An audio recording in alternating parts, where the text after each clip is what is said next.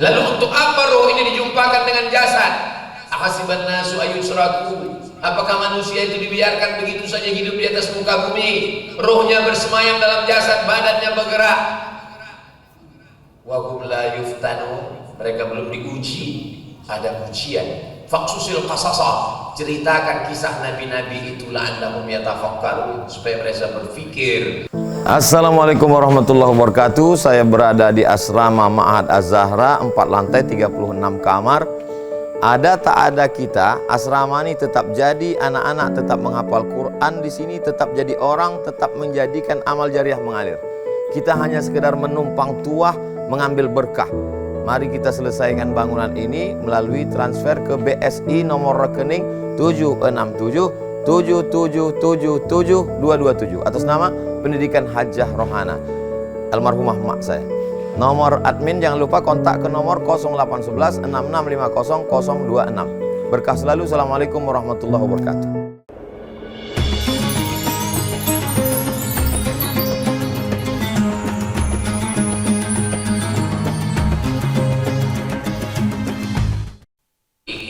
Ajal, dokter, rumah sakit berdiri megah, tapi tak dapat membeli kesehatan, tak dapat membeli kehidupan, sampai akhirnya kematian datang.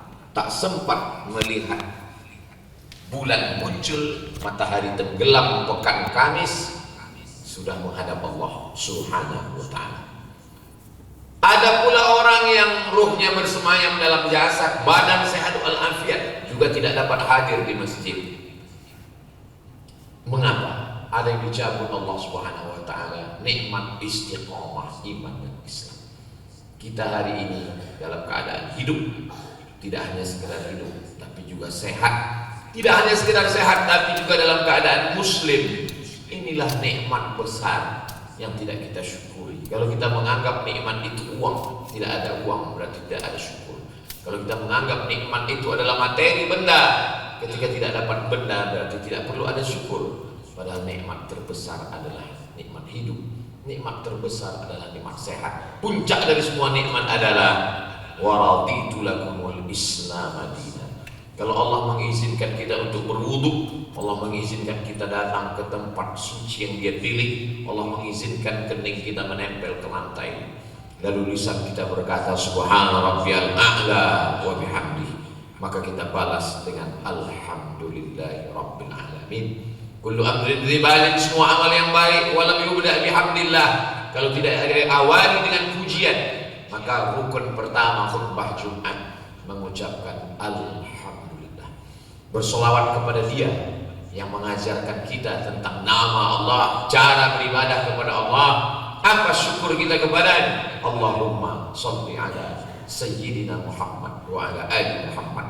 Dia sendiri yang mengatakan ana sayyidu waladi Adam, aku ini pemimpinnya anak cucu keturunan Adam. Maka kita sebut di awal namanya Allahumma sholli ala sayyidina Muhammad, karena dia adalah pemimpin, sayyidul awwalina wal akhirin, makhluk yang pertama sampai yang terakhir.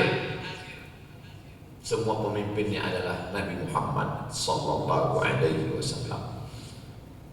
Manusia perlu berpikir 500 tahun untuk merenung dari mana dia datang, dia sedang berada di mana, berapa lama, kemana dia akan pergi. Begitu kata filosof Yunani. Tidak cukup akal untuk mencari. Akhirnya manusia berpikir, mengambil kesimpulan, muncullah teori evolusi, kelanjutan dari alam semesta yang isinya air semua, lalu diterangi cahaya matahari ribuan tahun, air menyusut menguap, lalu makhluk yang datang dari air naik ke darat melalui evolusi, karena tidak tahan cahaya matahari tumbuh bulu, lalu kemudian insangnya hilang berganti paru-paru, lalu kemudian berevolusi menjadi manusia. Teori Charles Darwin.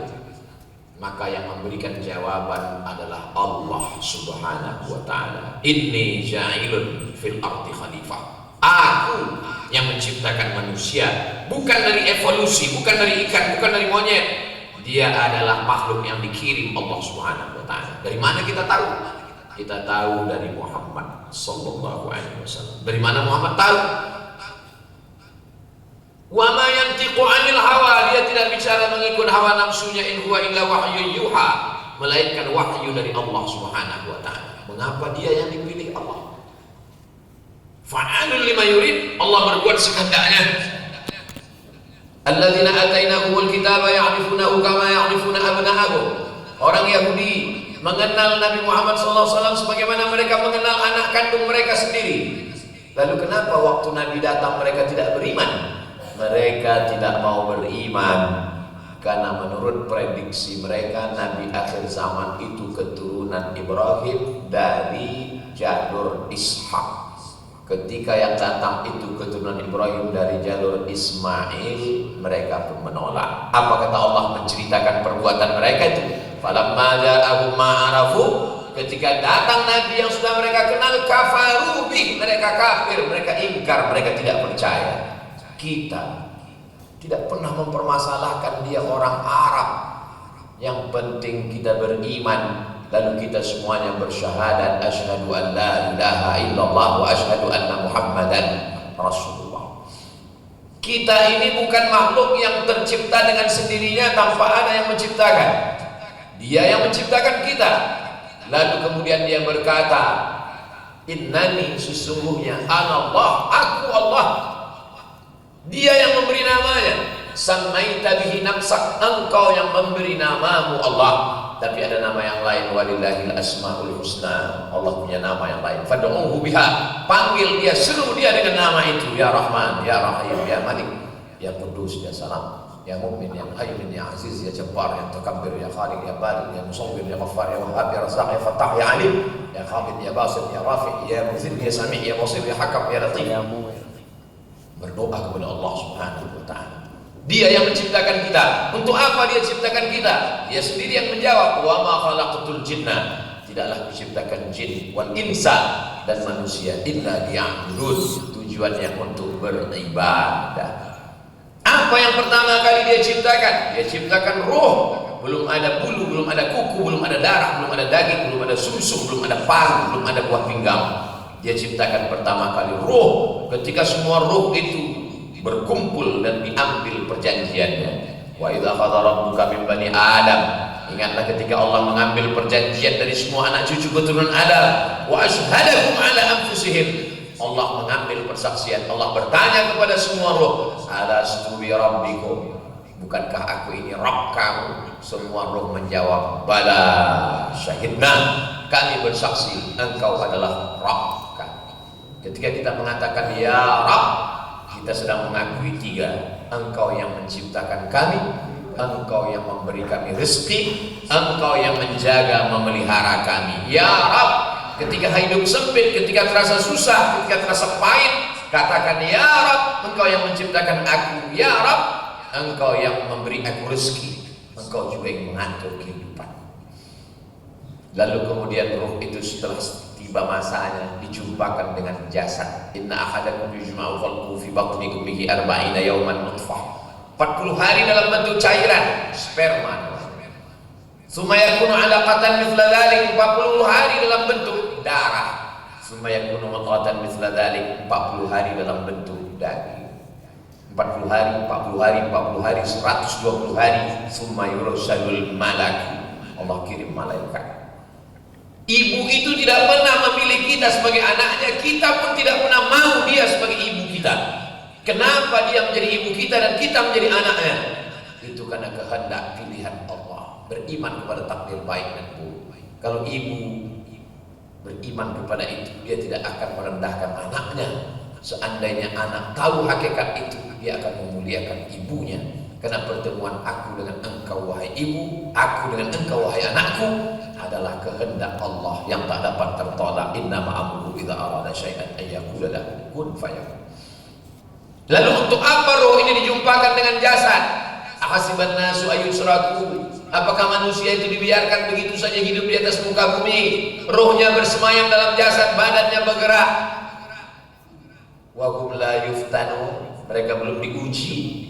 Ada ujian. Faqsusil qasasa, ceritakan kisah nabi-nabi itu la'allahum yatafakkarun, supaya mereka berpikir. Ada nabi yang diuji dengan kesehatan, Nabi Ayyub namanya. Makanya Pak Kua berdoa setelah akad nikah, Allahumma arham bainakuma kama rahimta baina Ayyub wa Rahmah. Buatlah kedua pasangan mempelai ini berkasih sayang sebagaimana kau buat Siti Rahmah menyayangi Nabi Ayyub. Meninggal anaknya, mati ternaknya, kering kerontang kebunnya, kulitnya bernanah, kena penyakit, dia tetap dalam keadaan sabar dan dia tidak pernah meminta kepada Allah. Malu dia untuk minta kepada Allah. Nikmat lebih banyak, lebih lama dalam nikmat daripada sakit. Sampai pada akhirnya dia mengadu kepada Allah. Apa kata Allah? Urkud birijlika rabbi anni massan yadur. Aku kena penyakit ya Allah, wa anta arhamur rahimin. Engkau maha kasih dan sayang. Tidak ada dalam hadis itu, tidak ada dalam ayat itu dia berkata sehatkan aku sakit. Tidak, dia hanya berkata Rabbi anni massan yadur. Aku kena penyakit, wa anta arhamur rahimin. Engkau maha kasih dan sayang. Apa kata Allah? Urkud birijlika. Injakkan tumitmu ke atas tanah, muhtasalun baridun, akan keluar air yang sejuk, dia mandi, dia pun sehat. Bacalah kisah Nabi itu. Sedang Nabi-Nabi aja ujiannya begitu dahsyat dan hebat, apalagi kita yang bukan apa-apa dan bukan siapa-siapa. Ada Nabi yang diuji dengan paras bentuk rupa yang luar biasa. Dia adalah Nabi Yusuf alaihissalam. Dimasukkan saudaranya ke dalam sumur karena mereka hasad dengki melihat ayahnya lebih sayang. Diselamatkan oleh Perdana Menteri, rupa istrinya pula yang jatuh cinta. Wa qala niswatun fil madinati imra'atul azizi turawidu fataha. Perempuan-perempuan di kota sudah menjadi buah bibir membicarakan betapa istrinya jatuh cinta kepada seorang pemuda bernama Yusuf. Akhirnya dia diundang dan diberikan pisau dengan buah. Qatta'na aydiyahunna. Perempuan-perempuan itu bukan memotong buah, tapi memotong-motong tangan mereka tanpa terasa. Begitulah hebatnya. Apa kata Zulaikha? Itulah yang kurasakan setiap hari. Kamu baru melihat sekali saja sudah terpukau bagaimana aku setiap hari. Allah menyelamatkan. Ternyata sakit ujian. Ganteng, paras, bentuk rupa yang sempurna juga ujian. Wa balawnahum bil hasanat. Kami uji manusia itu dengan hasanat. Kaya, hasanat, kekuasaan hasanat. Nabi Sulaiman alaihissalam, kekuasaannya tidak hanya kepada manusia, sampai jin Ifrit pun di bawah kekuasaannya. Wa qala ifritum minal jin. Jin Ifrit berkata, ana atika bihi. Aku sanggup membawa kursi Bilqis, seorang ratu dari negeri Sabah. Dia akan datang ke istana kita di Palestina. Siapa yang sanggup membawa kursinya dari Yaman ke Palestina? Wa qala ifritu minal jin. Jin Ifrit berkata, ana atika bihi. Akan kubawa kursinya wahai raja, wahai Nabi Sulaiman. Qabla an taquma min maqamik. Sebelum kau tegak dari tempat dudukmu sudah sampai. 5 detik kursi itu sampai. Tapi Nabi Sulaiman ingin ada yang lebih cepat daripada itu. Wa qala rajulun. Berkata seorang laki-laki. Apa kata dia? Ana atika bihi. Aku sanggup membawa kursi singgasana Bilqis Sabah sampai ke Palestina. Qabla an yartadda ilaika tarfuk. Sebelum matamu berkedip. Kekuasaan ada pada Nabi Sulaiman, bentuk rupa ada pada Nabi Yusuf, penyakit yang tak berkesudahan ada pada Nabi Ayyub alaihissalam. Menghadapi umat yang nakal, yang jahat, yang degil, yang tak pernah mau ikut, Nabi Nuh alaihissalam, lalu kemudian tenggelam, lalu kemudian Allah SWT selamatkan dengan perahu bahtera. Anak pula sebagai ujiannya, ya bunayya, wahai anakku, irkam ma'ana, mari naik ke perahu ayah. Apa jawab Kan'an? Sa'awi ila jabalin ya'simuni minal ma'. Aku tak perlu naik perahu bapak, aku tidak perlu naik bahtera ayah, aku akan naik ke atas bukit. Dia tidak tahu hujan itu 40 hari 40 malam, tenggelam semua yang ada di atas permukaan bumi. Akhirnya apa kata Nabi Nuh alaihissalam? Rabbi, ya Allah, inna bani min ahli. Itu anakku ya Allah. Allah membantah, innahu laysa min ahlik. Dia bukan anak. Innahu amalun ghairu salih, karena amalnya tidak baik. Jadi hari ini sebenarnya yang sedang kita hadapi semuanya ujian. Ada yang diuji dengan kekuasaan, ada yang diuji dengan harta, ada yang diuji dengan bentuk rupa, ada yang diuji dengan penyakit. Siapa yang paling hebat? Inna akramakum indallahi atqakum. Yang paling mulia bukan yang paling kaya, bukan yang paling tinggi jabatannya. Yang paling mulia adalah orang yang paling takut kepada Allah Subhanahu wa taala. Innallaha la yanzuru ila ajsamikum. Allah tidak melihat bentuk rupa fisik badan tubuh kamu, wala ila suwarikum.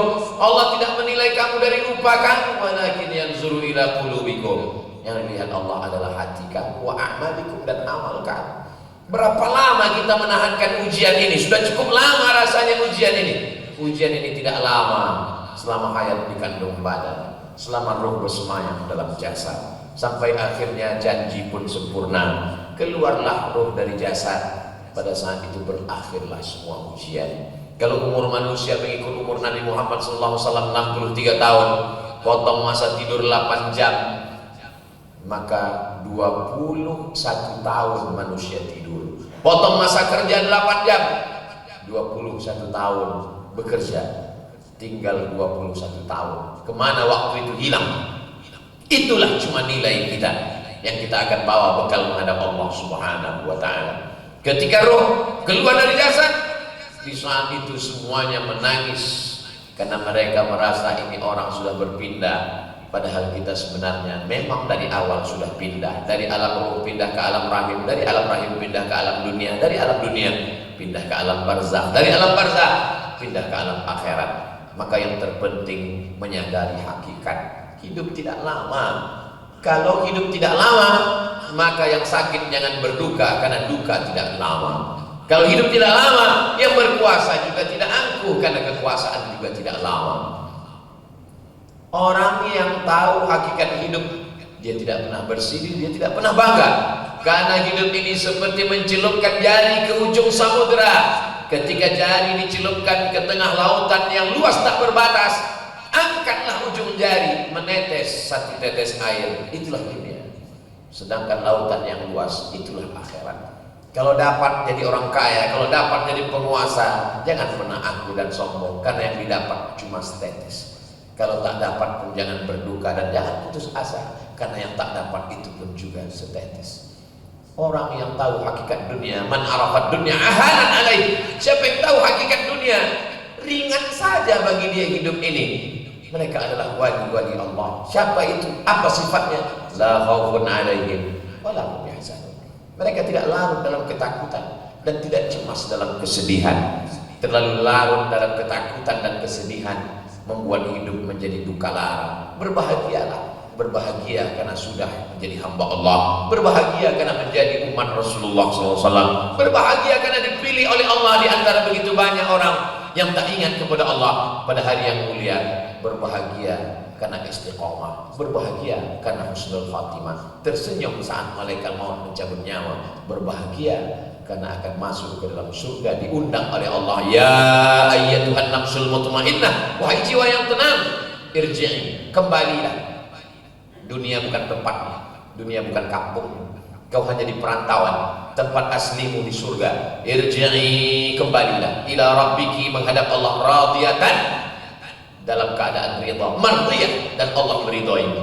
Wadkhuli fi ibadi, bergabunglah dengan hamba-hamba. Wadkhuli jannati, masuklah ke dalam surga. Di saat itu jenazah nampak tersenyum, padahal katanya mati itu menyakitkan. Seperti kulit yang tercabik-cabik pedang ratusan kali, seperti mata kail pancing ditarik dari kulit yang basah, seperti kambing yang dikuliti hidup-hidup. Tapi kenapa dia tersenyum? Ternyata sakitnya hilang karena ada nikmat yang lebih besar, dan itu hanya diperoleh orang-orang yang istiqomah, yang mengerti hakikat hidup. Barakallahu fi wa lakum fil Qur'anil azim wa nafa'ani wa iyyakum bima fihi minal ayati wadh-dhikril hakim wa taqabbala minni wa minkum tilawatahu innahu huwal ghafurur rahim.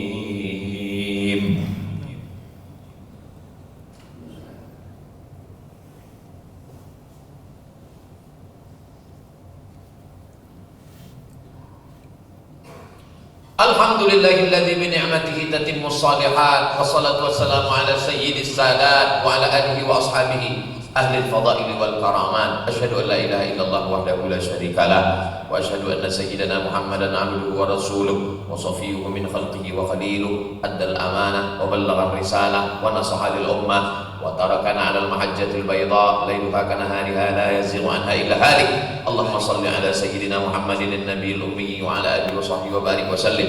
قال الله تعالى في القرآن العظيم وهو أصدق القائلين: أعوذ بالله من الشيطان الرجيم، بسم الله الرحمن الرحيم، والعصر إن الإنسان لفي خسر إلا الذين آمنوا وعملوا الصالحات وتواصوا بالحق وتواصوا بالصبر. وقال تعالى في آية أخرى: إن الله وملائكته يصلون على النبي يا أيها الذين آمنوا صلوا عليه وسلموا تسليما.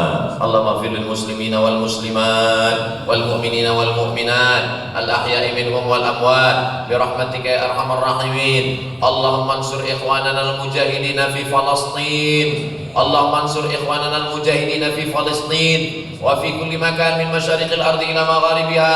اللهم دمر أعداءك أعداء الدين، اللهم شتت شملهم وفرق جمعهم واجعل كيدهم في نحورهم. اللهم انصر من نصر الدين واخذل الكفرة والمشركين. اللهم اجعل هذا البلد بلدا آمنا. اللهم دفع عنا الغلاء والوباء والفحشاء والربا والزنا والمنكر والسيوف المختلفة والشدائد والمحن ما ظهر منها وما بطن من بلدنا هذا إندونيسيا خاصة ومن بلدان المسلمين عامة. اللهم ارزقنا إماما عادلا لا تسلط علينا بذنوبنا من لا يخافك ولا يرحمنا. عباد الله، أوصيكم ونفسي بتقوى الله وطاعته فقد فاز المتقون. إن الله يأمر بالعدل والإحسان وإيتاء ذي القربى وينهى عن الفحشاء والمنكر والبغي يعظكم لعلكم تذكرون. فاذكروا الله العظيم يذكركم واسألوه من فضله يعطكم ولذكر الله أكبر والله يعلم ما تصنعون. Assalamualaikum warahmatullahi wabarakatuh. Saya berada di asrama Ma'had Az-Zahra, 4 lantai 36 kamar. Ada tak ada kita, asrama ini tetap jadi, anak-anak tetap menghafal Quran di sini, tetap jadi orang, tetap menjadikan amal jariah mengalir. Kita hanya sekedar menumpang tuah, mengambil berkah.